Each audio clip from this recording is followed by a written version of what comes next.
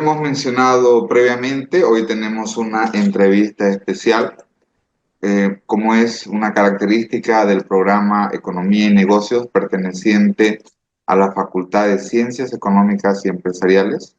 Uno de los propósitos fundamentales de este programa es dar a conocer investigación que es publicada en revistas académicas, revistas científicas de interés nacional. Y en este caso no es la excepción, vamos a hablar de una publicación, valga la redundancia, que fue publicada en la revista latinoamericana del Desarrollo Económico de la Universidad Católica Boliviana, intitulada ¿Qué separa a los bolivianos? Esta es una publicación perteneciente al doctor Werner Hernani Limarino y a Pavel Ojeda. Antes que nada, doctor Werner, queremos darle una cordial bienvenida y sobre todo agradecerle por brindarnos su tiempo y sobre todo por brindarnos su perspectiva.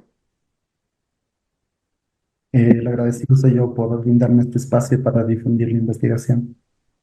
Muchísimas gracias, doctor. Antes de comenzar con nuestra entrevista, queremos mencionarles brevemente el perfil del doctor Werner, quien es economista asociado en AI Analytics, donde lidera el portafolio de prospectiva estratégica enfocado en economías emergentes. Anteriormente trabajó en investigación estratégica abordando temas de desarrollo con énfasis en lo que son aplicaciones de aprendizaje automático. De igual manera, también dentro del trabajo del doctor Werner ha fundado y dirigido diversas iniciativas de desarrollo y fortalecimiento de capacidades a nivel local, por ejemplo, en la Fundación ARO en Bolivia, a nivel regional, como es lo que es la Red de Desigualdad y Pobreza de la CEA, y de igual manera posee una maestría y estudios doctorales en la Universidad de Pensilvania con especialización en econometría aplicada, economía laboral y economía política. Es miembro de número de la Academia Boliviana de Ciencias Económicas y de igual manera también es entusiasta en la cadena bloque o blockchain. Queremos comenzar nuestra entrevista, siempre arrancamos nuestra entrevista con una breve introducción y lo que es el contexto. Queremos preguntarle, doctor Werner, ¿qué es la polarización política y cómo es posible medirla? Gracias. La polarización política es un concepto un poco difícil de definir y más difícil aún de medir. En lo personal, a mí me gusta mucho hacer la analogía con lo que es polarización de elementos en física. Entonces, por ejemplo, cuando uno tiene un material cualquiera y le aplica un campo eléctrico, lo que hace es polariza los negativos y los positivos dentro del elemento. Es como cuando uno frota un globito en su cabeza, eh, al frotarlo, los polos positivos y los polos negativos se alinean. Y esta alineación produce que todos los que son del mismo tipo se atraigan y todos los que son de tipo diferente se repelan. Lo mismo pasa en las sociedades. En las sociedades existen momentos o existen circunstancias que hacen que las personas se alineen, ¿no? Si se quiere, se carguen de forma positiva o negativa y se sientan alineados junto a una tendencia y sientan también cierto antagonismo hacia otras tendencias. Cuando esto ocurre, se dice que existe polarización política. Ahora, ¿cómo se mide eso? Es bien complicado y quizás lo podemos abordar a lo largo de lo que hice en la investigación. Perfecto, doctor. De igual manera, hemos leído su documento, el cual nos parece bastante interesante. Y queremos preguntarle dentro del documento a qué se refieren las identidades sociales. Usted ya nos ha mencionado un ejemplo de los polos negativos, la alineación y cómo esto podríamos relacionarlo con lo que son las identidades sociales. Claro, las identidades sociales son cosas que nos definen como grupo, ¿no? Justamente cuando hablamos de polarización y decimos que hay algo que nos alinea y nos une como un grupo y nos antagoniza respecto de otro grupo, es lo que este campo magnético, si quiere, que causa esta polarización entre negativos y positivos, generalmente es una identidad social, ¿no? Entonces, identidad social básicamente es cualquier cosa que nos define como grupo. En el caso de Bolivia, por ejemplo, una identidad social muy poderosa es el tema de lo indígena y lo no indígena, ¿no? Otra que también se ha abordado en la investigación es el tema regional, ¿no? Hay esta contraposición siempre entre visiones y perspectivas desde Oriente y Occidente. Eh, Existen también las tradicionales, que son como la de ricos y pobres, ¿no? Entonces, cualquier cosa, cualquier división social que nos alinee dentro de un grupo y nos diferencie de otro grupo es una identidad social. Desde su perspectiva, doctor, ¿usted cree que vivimos en un mundo que se intenta hacer dicotómico, o cero, o uno, o blanco, o negro? Siempre estamos con ese antagonismo que usted menciona. ¿Cuál es la motivación subyacente a los seres humanos a hacer esa clasificación? Esa es una pregunta bien complicada. Yo creo que por naturaleza el ser humano tiende a definirse a partir del otro, ¿no? Eh, Esa definición es como, para ser algo necesito no ser algo, ¿no? Entonces, sí es parte de nuestra naturaleza humana el dividirnos en grupos y en identificarnos. También creo que en momentos particulares en el tiempo, estas identidades se acentúan, ¿no? Y en otros momentos estas identidades pueden diluirse un poco más. Cuando las identidades se acentúan y hacen la convivencia insostenible, es decir, yo puedo ser hombre y puedo respetar a una persona que no es hombre, que por ahí es mujer o que es no binario, lo que haya decidido ser. Pero el momento en el que mi existencia como hombre, por ejemplo, se contrapone a otra identidad y la existencia de esa otra identidad se hace, vuelve a ser un juego de suma cero, para que él exista yo tengo que dejar de existir. Entonces ahí sí estamos en un tema de polarización severa que puede llevarnos a temas complicados.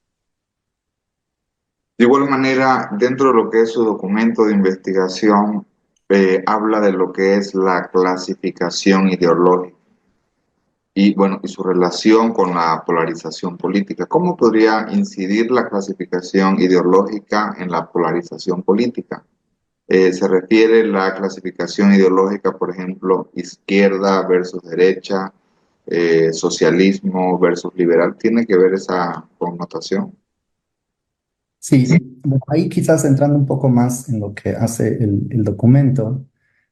eh, lo que hace el documento de investigación es básicamente intenta medir la polarización social originada por cuatro categorías: el tema indígena, no indígena, el tema occidente versus oriente, el tema rico versus pobre y el tema político.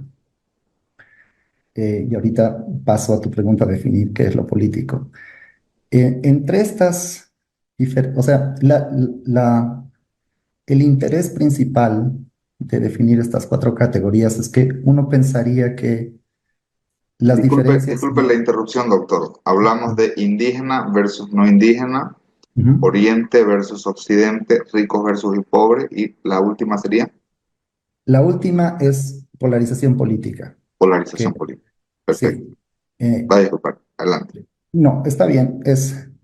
Y para definir la polarización política es importante quizás decir antes por qué las anteriores son relevantes para una división social. Entonces, en el caso de Bolivia, que es un país con una historia colonial, que es un país multiétnico, ¿no? Y que tiene grandes desigualdades sociales, las tres categorías son como que obvias, ¿no es cierto? Son las cosas que uno pensaría que más nos dividirían como bolivianos, el hecho de que una persona haya sido indígena está ligado a una historia de exclusión y colonialismo. El hecho de que una persona sea pobre también está ligado a una historia de exclusión y quizás está entrevelado también con el tema indígena, aunque no necesariamente de forma perfecta. Y el tema de Oriente-Occidente es un tema que a partir del 2009 más o menos, pero yo creo que tiene una historia mucho más amplia, ha venido surgiendo esta contraposición entre visiones diferentes de país. Eh, y lo interesante es ver si esas tres divisiones que existen están asociadas a lo que puede ser una división política. Y en el caso de la división política, lo que optamos por hacer en la investigación es definir, la investigación fue hecha justo en el periodo después del COVID, por tanto, el partido mayoritario en ese periodo era el MAS, y entonces la definición de polarización política fue quién votó y quién se asocia con el MAS, que lo llamamos como masismo, y quién es de oposición al MAS, que sería el no masismo o oposición. Ahí entra todo el abanico de colores que pueda definir la oposición. Perfecto. Dentro de su investigación también usted hace mención a lo que es el rol de la confianza. ¿Cómo este rol de la confianza se puede relacionar con la polarización política? ¿Tiene que ver con los factores que nos ha mencionado o qué otros elementos también son importantes? Sí, bueno, ahí quizás valdría la pena entrar a lo que es la medición de la polarización. Entonces, cómo uno mide la distancia social que existe entre un indígena y un no indígena, entre un rico, un pobre, entre una persona de Occidente o de Oriente, o entre un masista o un no masista.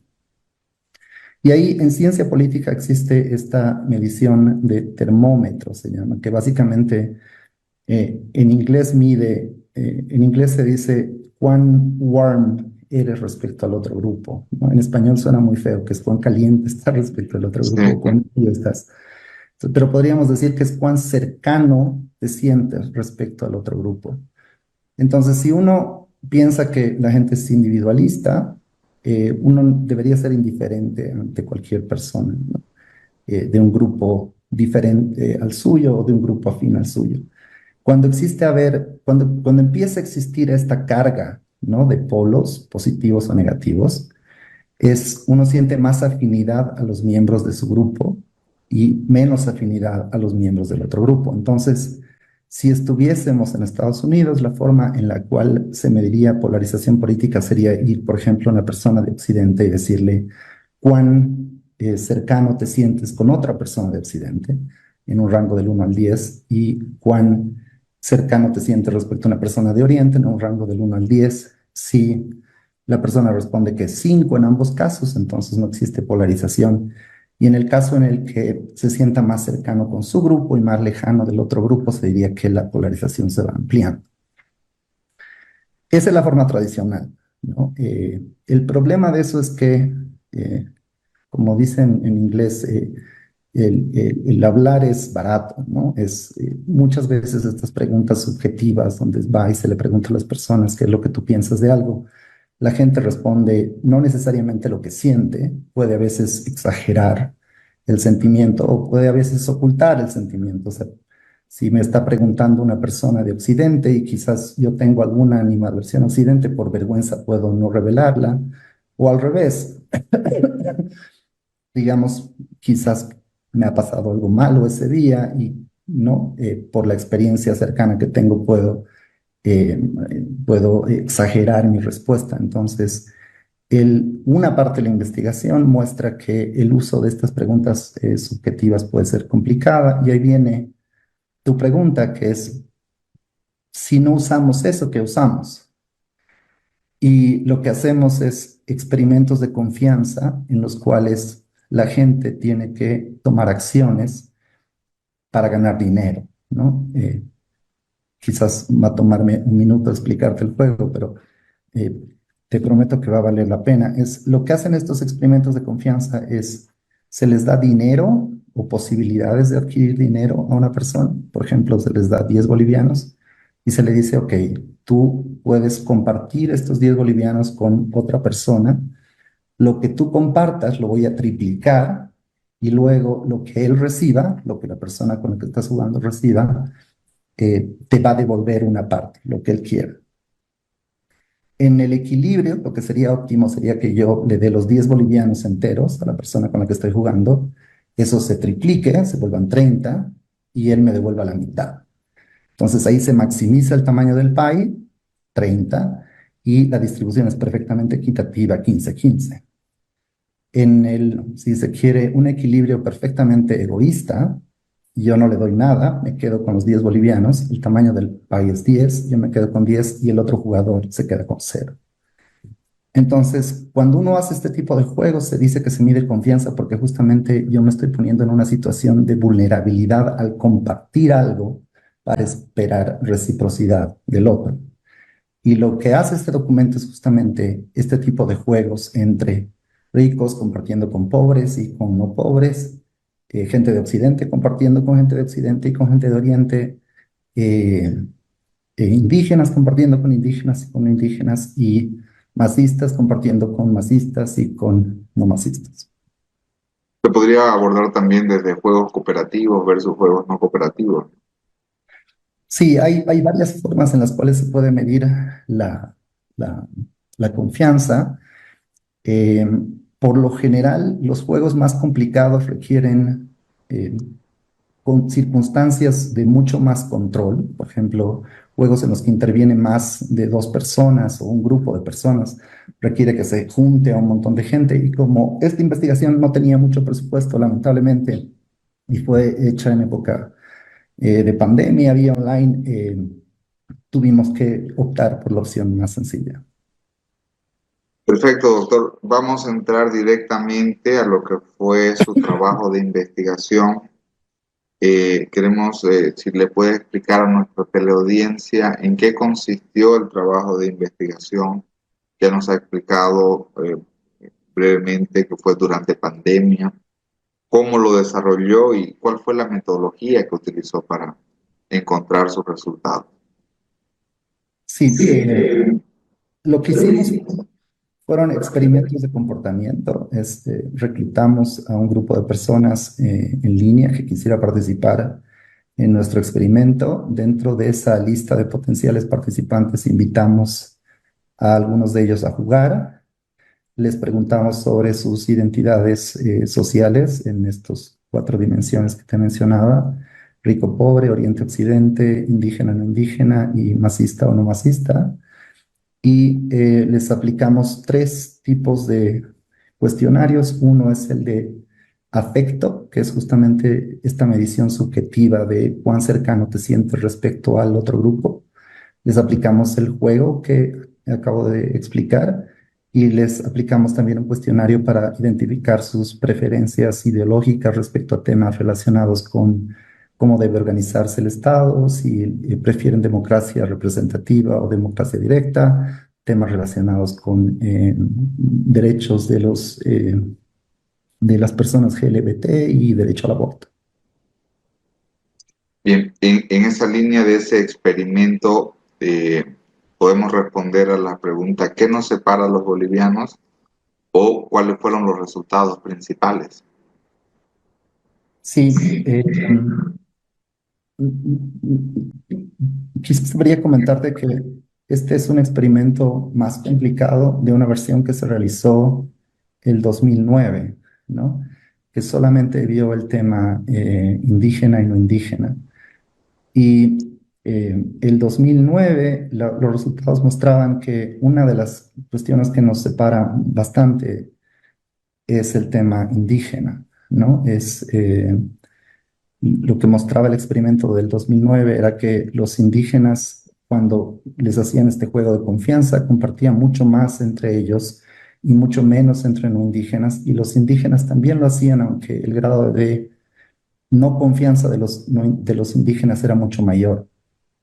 Debo decir que los resultados que hemos hecho en este experimento ahora nos han sorprendido un poco, porque lo que encontramos es que si bien existen algunas diferencias el tema de la confianza por la dimensión indígena, algo breve también, o sea, algo pequeño por el tema regional y algo también pequeño por el tema de riqueza. La mayor diferencia es por el tema de polarización política, ¿no? Es la gente que se autopercibe como del MAS, tiene muy poca confianza en la gente de oposición y al revés, la gente de oposición tiene muy poca confianza respecto a la gente del MAS, lo cual me lleva a pensar, junto con otra literatura que surge en países desarrollados, que el tema político puede ser una bendición o una maldición, ¿no? ¿Y a qué me refiero con eso? Es porque el tema político ha cobrado tan relevancia en las divisiones que se han generado en nuestro país que ha dejado de lado divisiones históricas como es el tema regional o como es el tema indígena o como es el tema de riqueza, ¿no?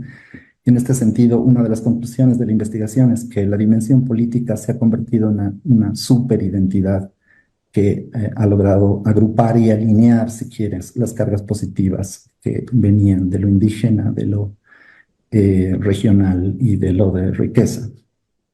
¿Por qué digo que es una maldición y una bendición?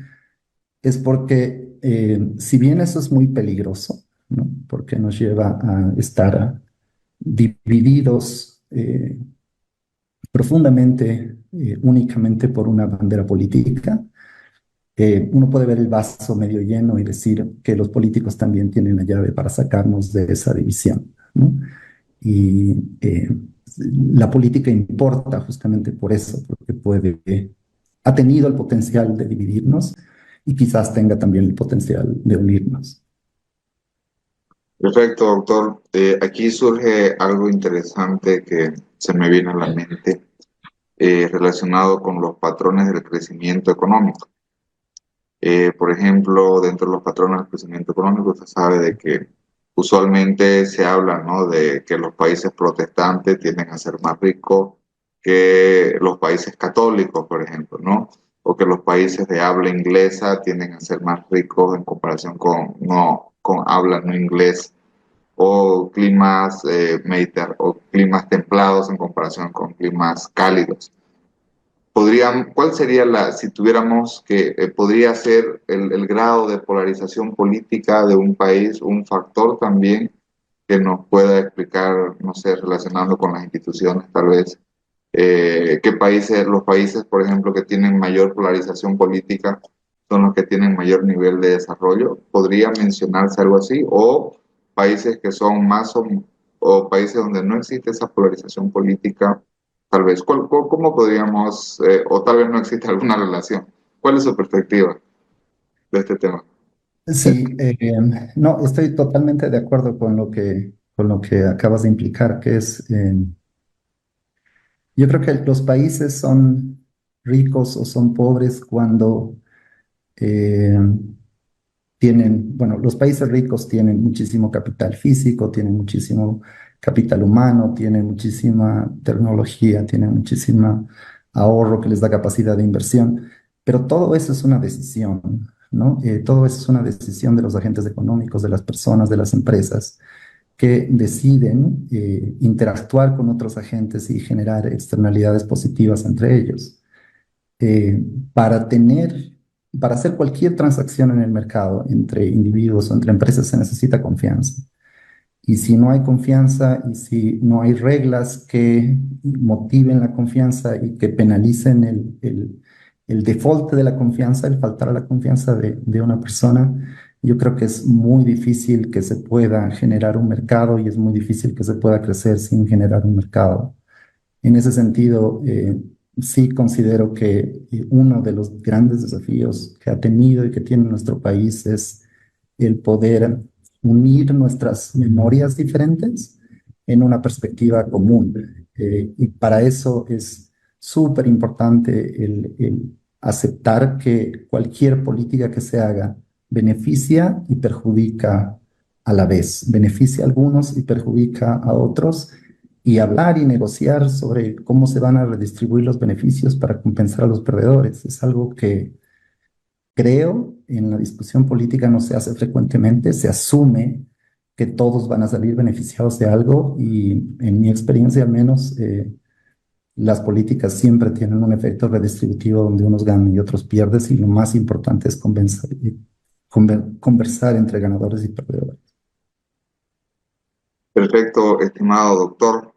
Yendo un poquito a la historia de Bolivia, y bueno, mencionando algunos resultados que usted mencionaba, el 2009, con una fuerte separación por el lado indígena versus no indígena, un estudio más reciente que el que ha realizado con el tema de prácticamente un tema, la investigación fue realizada en época de pandemia, más contemporánea, con una fuerte separación desde la polarización política. Si analizamos la historia tal vez del último gobierno, bueno, esto posiblemente sea, ese aumento en la brecha ha sido pensada para que así sea, o tal vez antes, si nos remontamos, aunque no tengamos información histórica, podemos plantear la hipótesis de que la parte política ha intentado ampliar estas brechas para marcar esta polarización. Eh, Sin duda, como definíamos la polarización antes y hacíamos la analogía con la polarización de los elementos para cargar, para alinear los polos positivos y negativos, se necesita aplicar un imán, ¿no? Un campo magnético. Entonces, lo mismo pasa con nuestra sociedad. Es como que hay varios imanes que vienen. Algunos de ellos pueden ser artificiales, como bien dices, que es creados por los políticos para aprovecharse de esta polarización. Otros pueden ser reales, ¿no? En el caso del 2009, por ejemplo, justamente la intención de medir polarización en Bolivia usando experimentos era para ver el efecto de la Asamblea Constituyente, porque era en esa época en la que se hablaba de la Constitución y en mi lectura, al menos en esa época, hubo mucho de esta discusión de lo plurinacional y de lo que es el Estado plurinacional versus la República. Y quizás ahora la discusión se ha dejado de centrar en eso y se ha vuelto más en una discusión, diría yo, de sobrevivencia, ¿no? Dado que estamos en un periodo un poco complicado, la cuestión es, ok, tenemos que cortar presupuesto, por ejemplo, ¿no? Tenemos que cortar subsidios y ¿quién va a sufrir el costo del subsidio? Lo va a sufrir el sector empresarial, lo va a sufrir la persona del día a día, lo va a sufrir la persona que tiene vehículo muy grande, lo va a sufrir aquella persona que cocina todavía en una nafta. O sea, esa discusión de, ok, se viene un ajuste, se viene un problema, se viene una crisis, creo que es lo que puede estar generando este nuevo imán que está generando una nueva polarización, ¿no?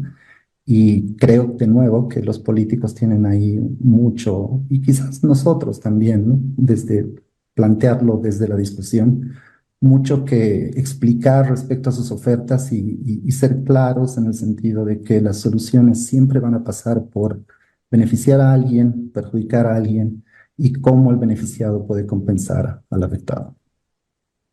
Doctor Werner, queremos agradecerle por su tiempo. Nuevamente teníamos muchísimas más preguntas para realizarle. Queremos culminar con una pregunta, ya nos hemos pasado un poquito del tiempo, pero queremos preguntarle a raíz de su investigación, qué es lo que todavía nos queda por estudiar como una agenda de investigación? ¿Qué nos separa a los bolivianos o qué recomendación final podríamos realizar a partir de su investigación? Sí, creo que la principal recomendación, y que no lo mencioné a lo largo de la entrevista y es un punto que se me escapó, es que eh, cuando uno hace estas preguntas subjetivas, las respuestas por lo general no son verdaderas, ¿no? Entonces, mi mayor recomendación basada en la investigación es, no sé si dejar de hacer estas encuestas de polarización o de opinión, porque a veces incluso nos polarizan más, ¿no? Y no nos dicen mucho.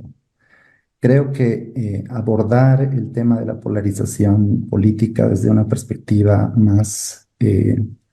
más compleja, ¿no? Y examinar si quiénes están a favor, o sea, por ejemplo, quiénes del oficialismo están a favor realmente, ¿no? De una economía estatal que tenga la carga de presupuesto que tiene actualmente, es un tema que se debería discutir. O al otro lado, ¿no? ¿Quiénes de la oposición realmente están a favor de una economía de mercado donde no se controle el precio del pollo, por ejemplo, que creo que está en discusión ahora, donde no se controlen las tarifas de los minibuses, ¿no? Entonces, ese sinceramiento de posturas y esa discusión ante la opinión pública, para que la misma opinión pública pueda tomar sus propias decisiones y elegir bien, creo que es lo que haría falta, más que preguntar si nos gusta o no nos gusta una persona, o incluso si nos gusta o no nos gusta un candidato. Muchísimas gracias nuevamente, doctor Werner, y le agradecemos nuevamente por su tiempo. Y de igual manera aprovechamos para invitarle a participar en un futuro cercano en un tema relacionado con la economía o también con sus investigaciones en el programa Economía de Negocios. Yo encantado. Muchas gracias a ti, Alejandro. Muchísimas gracias. Esta fue nuestra entrevista principal. ¿Qué separa a los bolivianos? Conversando con el doctor Werner. En tal sentido, vamos a ir con nuestros anuncios institucionales y continuamos con más del programa de Economía y Negocios.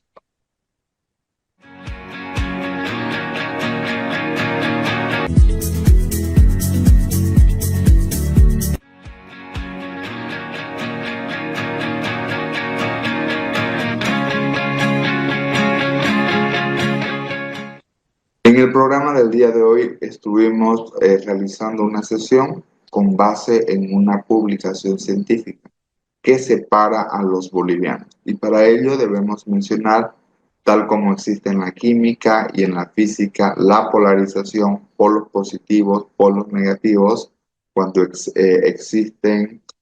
cuando existe la alineación entre los lados positivos y los lados negativos. De igual manera podemos correlacionarlos en temas de la política y en términos de cómo la sociedad, en términos de cómo los individuos básicamente tienden a asociarse. Y hay 4 factores importantes dentro de lo que es la identidad social. Usualmente estamos en un mundo donde se tiende a realizar un antagonismo, como en el campo magnético, indígena versus no indígena, oriente versus occidente, rico versus pobre, polarización política, masista versus no masista. Y sin duda alguna, la clasificación ideológica también permite fundamentalmente clasificar cuál es la postura ideológica y política. Se realizó un trabajo de investigación en el cual se realizó una especie de experimento social, de experimentos de comportamiento con base a estas identidades sociales, con base en confianza, con base en el afecto, con base en las preferencias, y resulta de que previamente en el 2009 los individuos tenían mayor confianza entre ellos o mayor desconfianza entre ellos cuando estaban de forma antagónica entre indígena versus no indígena. En el 2020 y en un periodo de pandemia, cuando se realizó este experimento, la polarización política ejercía un rol importante, por ejemplo, masista versus no masista, acompañado de lo que es, en menor medida, lo que es indígena versus no indígena, regionalismo oriente versus occidente. Básicamente, Estas son las cuestiones que nos separan a los bolivianos. Estas y otras fueron nuestras principales conclusiones en nuestra entrevista del día de hoy. En tal sentido, los invitamos a que nos pueda acompañar por el programa de Economía y Negocios. Recuerden, los días sábados a las 8 de la noche y el reprise del día domingo en el mismo horario. Muchísimas gracias.